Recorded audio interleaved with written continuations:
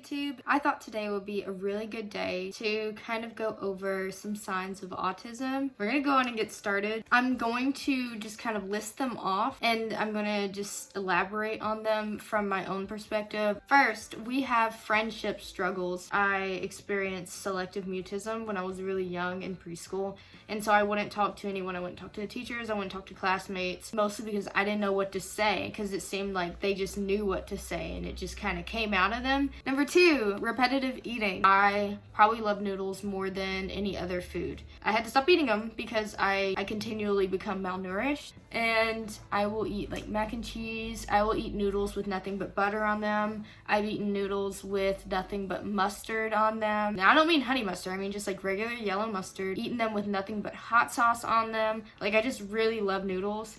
And if it wasn't so unhealthy for me, I would eat them every single day. And I think the longest span I've gone with eating nothing but noodles every single day is about a week and a half. Then I started to have like anemia and stuff. Another sign of autism is that things must be done a certain way. For example, when I was a kid and my dad told me to clean up, I would remove everything out of every location. So I take everything out of my dresser, everything off my bookshelves, everything out of my closet, and I would put it in a pile in the center of my room. And then I would clean up from there. Like, I would have to start from square one just to clean up. And then I would make a pile, a small, like I would break it down into smaller piles. So I'd have a pile for trash, a pile for papers, clothing, a pile for socks, a pile for underwear. And I would just start from scratch, and it would take me 3 to 4 days to clean my room. Another sign of autism are compulsions. I know that not everyone experiences these, or they may not be categorized as these, but I think that it's definitely something that if I had gotten it looked at when I was younger, they would have evaluated me for autism. I like completely ripped out my eyebrows, then I moved on to my eyelashes. Compulsions are kind of like anxiety induced, and so it's just really something that you want to look out for. Another thing is emotionality. What appears to be emotionality for us could actually be meltdowns from being overstimulated. So from the outside it might just look like a really emotional child, but I would have horrible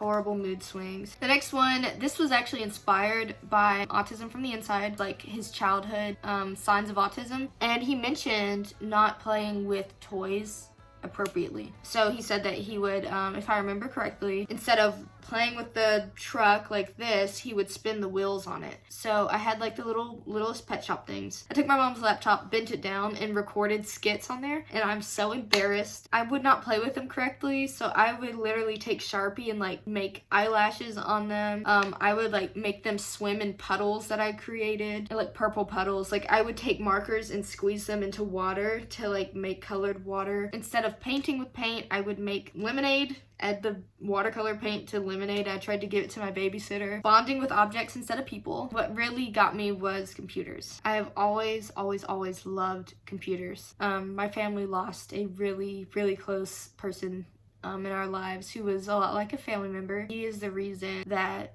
I got into computers. He put a emulator on there for the Nintendo 64, which is my absolute favorite game system ever, and he put Super Smash Bros. 64 on there. It's amazing that I still play it to this day, and it all started there. The love for it started there. Issues with changing activity. I know that people with ADHD experience this. With ADHD, you might have an issue changing activity because you're either enjoying it too much, not too much, but you're enjoying the activity so much, and so you're kind of like, I don't want to do this, it's not going to be as fun as this. Or it could be like, I'm focused on this, I can't stop until I'm done with this. And I think that's more of the autism side. But for me, I could stop something enjoyable for me like that, but it's very hard for me to stop something that is hard. I would play the piano, and instead of like, I would keep making mistakes, and instead of just like stopping and taking a break, I would continue to do it until complete exhaustion. This one's a really big deal. This one is issues with relating to other people. Right when I think I'm understanding people, I realize that I don't. When I tell you guys, I watch so many videos about psychology. I am studying psychology.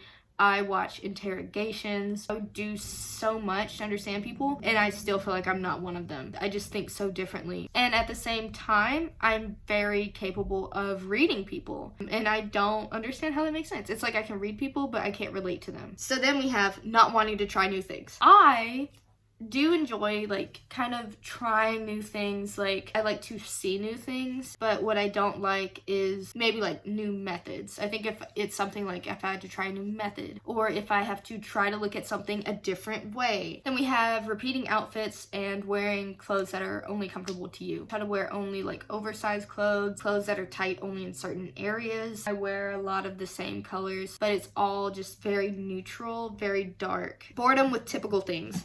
This is one that I came up with myself. I don't like things that most people find fun. I didn't like hanging out with friends like in the way that other people were hanging out with friends. I don't know what most people consider fun. Anyway, like most of that stuff is actually boring to me. Not even just that, it's just like, oh, I don't enjoy it. Like it's actually torture for me to participate in those things. But things that are fun to me are playing Minecraft, specifically Minecraft or Super Smash Brothers. I enjoy cleaning now. Like cleaning's really fun. I enjoy just doing absolutely nothing, like just staring at my wall. I really enjoy watching TV. It's very comforting. The next thing is an eccentric style. I definitely have a more eccentric style. I think that if I lived somewhere else, it would be a little bit more expected, but I live in the Bible Belt and we don't do a whole lot of self-expression in most of the states, deviating from the norm. Now, next thing is being seemingly impatient. I require, like, if I say I'm gonna be done in 5 minutes, I'm always done in 5 minutes. Like, I know that it's abnormal for me to,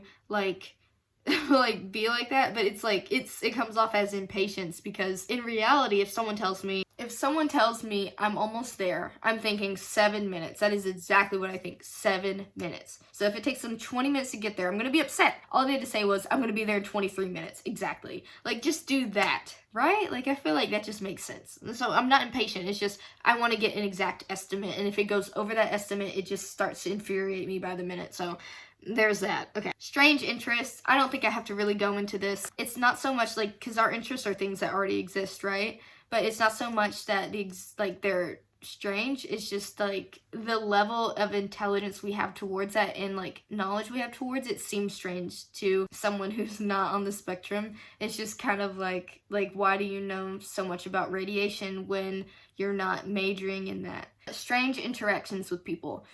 So I'm very precise when I talk to people, and I think more people are like laid back, or they may say things that aren't very straightforward. They may hint at things. Like I speak to people like this all of the time. Like it's very formal, overly formal, which I think that's an actual sign of autism.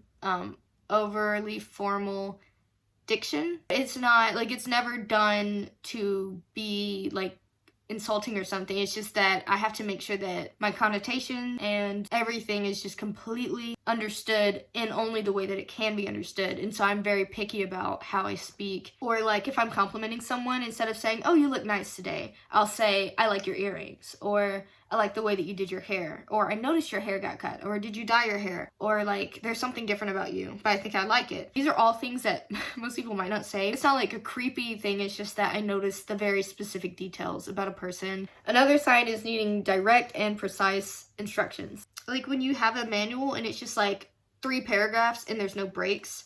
If there are those, I have to highlight each step and I have to read it several times. And the next one is strict rules about how things are, morality, things like that. No outings is the next one. I try to sacrifice because I know that it means a lot to other people. I'm really aware of the things that I like, and so I can tell when there's something I'm not gonna like and why I won't like it. For loved ones and stuff, I'm still trying to learn how to sacrifice. And the last one, which I actually noticed during 2020, when I noticed how strong it was, less of a need for social interactions for me. So like during 2020, I could order food and I wouldn't have to talk to anyone. I wouldn't need to be around anyone. I didn't miss crowds. I didn't miss going to the mall. Any of that. Like I did not miss that at all. Yeah, I think that's about it. I don't know how many that was. I did not count. But I hope that this was very insightful for you guys. Thank you guys so much for watching. If you enjoyed this video, please do remember to leave a like and please comment if you feel comfortable. And I'll see you guys in the next video. Thank you so much for watching and bye.